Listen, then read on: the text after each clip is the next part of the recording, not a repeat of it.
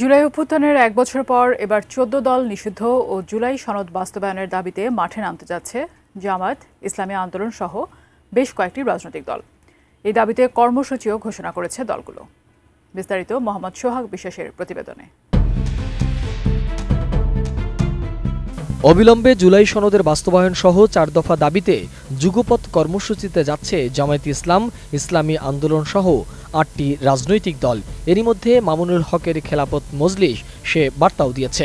মতভিন্নতা কমানোর জন্য নিম্নকক্ষে এমএমপি বাস্তবায়নের দাবিতে আপাতত আমরা ছাড় দিচ্ছি। বিদ্যমান প্রক্রিয়া নিম্নকক্ষ গঠিত হতে পারে, কিন্তু উচ্চকক্ষ কোনোভাবেই পিআর ছাড়া গঠন করা যাবে না। পিআর পদ্ধতিতে উচ্চকক্ষ গঠিত হলে সংসদীয় রাজনীতিতে কার্যকর রাজনৈতিক দলগুলোর অংশগ্রহণ বাড়বে, জনমতের মূল্যায়ন নিশ্চিত হবে এবং ক্ষমতার ভারসাম্য প্রতিষ্ঠা হবে। আর আজ পুরনো পল্টনে ইসলামী আন্দোলনের আমির মুফতি রেজাউল করিম বলেছেন, জুলাই সনদের আইনি ভিত্তি ও ফ্যাসিস্টদের দোসর ১৪ দলকে নিষিদ্ধ করতে হবে। জুলাই সনদকে এই আমূলেই বাস্তবায়ন করতে হবে।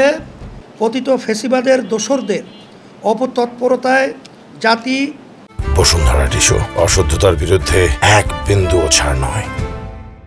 বিষিয়ে ছিল বিগত ১৫ বছর।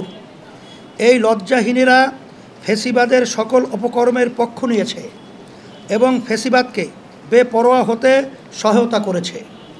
এর মধ্যে জাতীয় পার্টির ব্যাপারে সবাই অবগত। তারা ফ্যাসিবাদের মন্ত্রিসভায় ছিল। জালিয়াতিপূর্ণ প্রতিটি জাতীয় নির্বাচনে তারা অংশ নিয়ে অবৈধ নির্বাচনগুলোকে বৈধতা দেওয়ার চেষ্টা করেছে।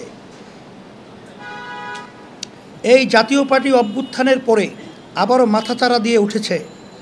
এখন তারা আওয়ামী লীগকে পুনর্বাসন করার পায়তারা করছে।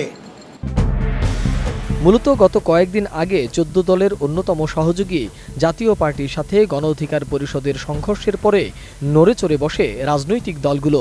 অনেকেই মনে করছে এই জাতীয় পার্টির উপর ভর করেই আসতে পারে পতিত আওয়ামী লীগ। গোটা দেশ যখন ছাত্র জনতার আন্দোলনে উত্তাল, তখন আন্দোলন দমনের চেষ্টাসহ ছাত্রদের উপর গুলি করার সিদ্ধান্তেও একমত হয়েছিল এই ১৪ দল। হাসিনার পতনের পর এখন অনেকেই ভুল পাল্টানোর চেষ্টা করছেন আওয়ামী লীগ সরকারের শরিক দলগুলোর বিষয়ে। আজ জামায়াত ইসলাম এক সংবাদ সম্মেলনে তাদের অবস্থানও তুলে ধরেন। জুলাই জাতীয় সনদের ভিত্তিতে আগামী ফেব্রুয়ারিতে নির্বাচন আয়োজন করা। ২. আগামী জাতীয় নির্বাচনে উভয় কক্ষে পিআর পদ্ধতি চালু করা। ৩. অবাধ, সুষ্ঠু ও গ্রহণযোগ্য নির্বাচনের লক্ষ্যে সকলের জন্য লেভেল প্লেইং ফিল্ড নিশ্চিত করা। ৪. ফ্যাসিস্ট সরকারের সকল জুলুম, নির্যাতন, গণহত্যা ও দুর্নীতির বিচার দৃশ্যমান করা। ৫.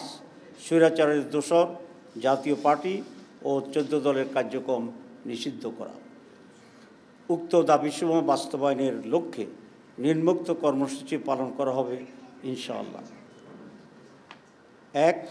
১৮ সেপ্টেম্বর রাজধানী ঢাকায় সমাবেশ ও বিক্ষোভ মিছিল। ১৯ সেপ্টেম্বর দেশের সকল বিভাগীয় শহরে বিক্ষোভ মিছিল। ২৬ সেপ্টেম্বর দেশের সকল জেলা উপজেলায় বিক্ষোভ মিছিল। এইসব কর্মসূচি বাস্তবায়নের মাধ্যমে জনগণের দাবি আদায়ের লক্ষ্যে ঐক্যবদ্ধ হওয়ার জন্য আমরা দেশবাসীর প্রতি উদাত্ত আহ্বান জানাচ্ছি।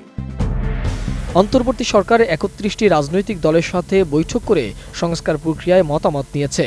তবে এই প্রক্রিয়ায় বিগত ১৬ বছর ক্ষমতাসীন আওয়ামী লীগ সরকারের ছত্রছায়ায় থাকা শরিক দলগুলোর কাউকে আমন্ত্রণ জানানো হয়নি।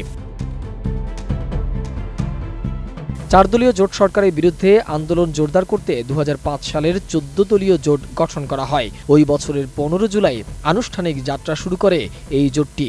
এই দলগুলোর মধ্যে আছে এরশাদের জাতীয় পার্টি, মঞ্জুর জাতীয় পার্টি, মেননের ওয়াকার্স পার্টি, গণতান্ত্রিক পার্টি, গণ আজাদি লীগ, বাংলাদেশ সমাজতান্ত্রিক দল বাসদ, বাংলাদেশের সাম্যবাদী দল, ন্যাশনাল আওয়ামী পার্টি ন্যাব, গণতান্ত্রিক মজদুর পার্টি, ইনুর জাতীয় সমাজতান্ত্রিক দল জাসদ, শ্রমিক কৃষক সমাজবাদী দল, তরিকত ফেডারেশন ও কমিউনিস্ট পার্টি। এই দলগুলো ব্যতীত আওয়ামী লীগকে তেমন একটা রসদ যোগায়নি অন্য কোনো দল। তবে রাজপথে বেশিরভাগ দলই নির্যাতিত হয়েছে। মোহাম্মদ সোহাগ বিশ্বাস, এটিএন নিউজ, ঢাকা।